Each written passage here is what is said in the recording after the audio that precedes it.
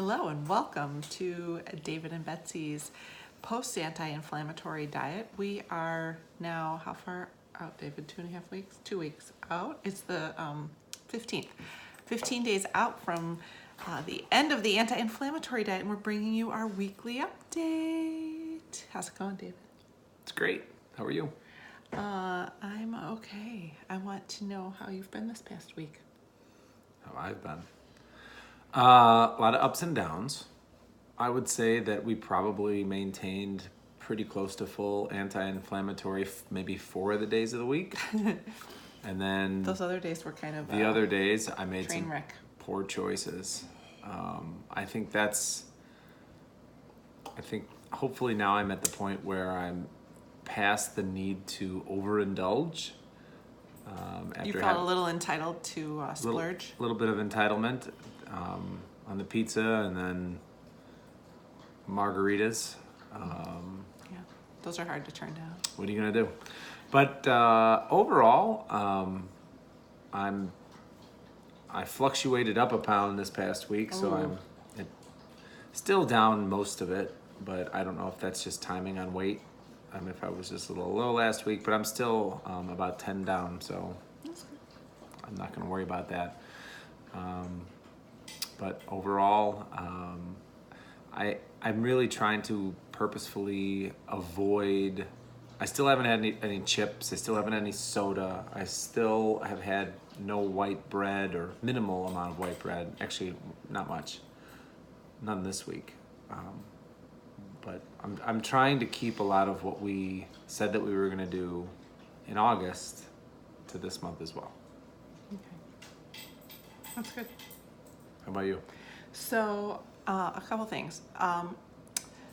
Twice this week I woke up and I felt what I would call inflamed, which for me means when I wake up and my thumb hurts, and my shoulder hurts, and my right hip hurt before I've even gotten out of bed, I think, I probably am feeling a little inflammation today.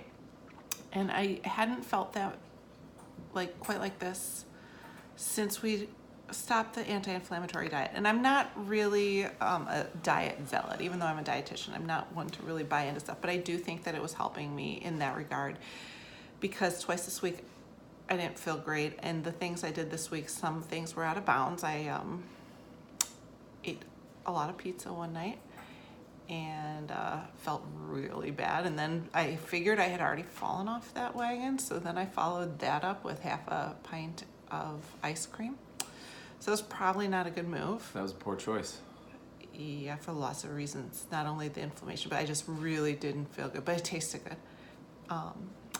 And so anyway, so that's not really my point, other than to say I do think that there's a degree to which eating more omega-3s, cutting back on the high omega-6 oils, eating more fruits and veggies, avoiding excessive sugar, I do think that there was a degree of efficacy to that. Don't yawn. Sorry. Am I boring you? No, the dog was over here. And he made you yawn. Yeah. Right. Moving forward, I think that I will continue to try. I feel like I'm out of the phase of Rebellion. That's exactly the word I was looking for. I'm out of the rebellious phase, and now I feel like it's time for me to really settle back in. To a pattern? To a pattern. And I like the way I felt in August, to be perfectly honest. I did too. I felt really good, even though it was a pain in the butt. My back has flared up again in the last couple of days, getting out of bed. So, 2 and 2 makes 4. So, I don't know. I feel like I need to limit my intake of especially the pizza. And I'm not going to stop, but I feel like it's not a wise idea to have it twice in a week. And then a lot of other sugars that we had, in the drinks and all that kind of stuff. So I feel like I'm seeing on the back end that it matters. And so I think this week I'm going to try to push the other direction, push the pendulum to the other direction. So we are so grateful for everybody who's tuned in and enjoyed this. And I am looking to figure out how I can keep the momentum going and move it forward to help other people. So as you know, we've started an anti-inflammatory Facebook group, but what I'm looking for is what do you want? What do you need? What's helpful? Post questions, ask for things, let us know. I'm thinking of maybe starting some group training. I don't know. It's going to go somewhere, but I need your help. So you've been so engaged. Please let me know.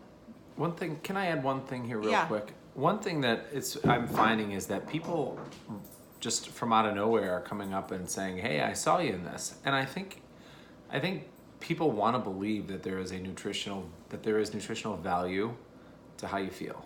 There is. Especially when it comes to what we're doing. And they I think when they see you, especially as a dietitian that has all this credibility, going through this and explaining it in a very simple and straightforward way, I think it's really helpful. And so to all the people that keep coming up to me, I mean, just independently, they're like, what are you doing? And I'm like, well, it's helping. So, and get it falling off the wagon, I'm noticing how much it did help. Yeah. So I'm really trying to balance how much I need to invest. Like, where's that line? I can't go a whole nother month without a single little thing, but where's the line where I can still get the benefit and still have a little bit of sanity? Yeah.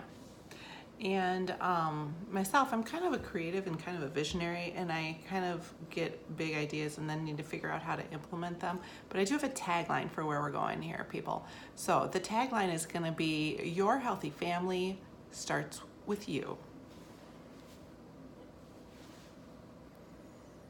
Feed to succeed. And it begins with you. And all these years I've been focusing on kids, and I'm getting older and wiser, and we parents, it starts with us. So come on the road, help us come up with a journey, come up with a plan. What do you want to see? What do you want to do? And that's where we're headed. Thanks for watching. See you next week.